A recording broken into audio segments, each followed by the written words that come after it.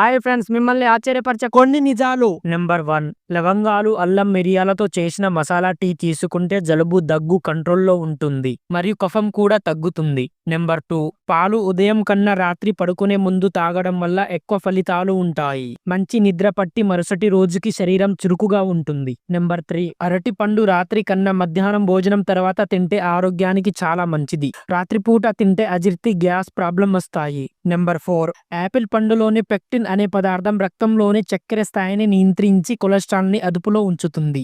ఇంకా కొన్ని చెప్తాను. అప్పటిలోగా మన ఛానల్ని ఎవరైనా సబ్స్క్రైబ్ చేసుకోకపోతే తప్పనిసరిగా చేసుకోండి, మీకు రుణపడి ఉంటాను.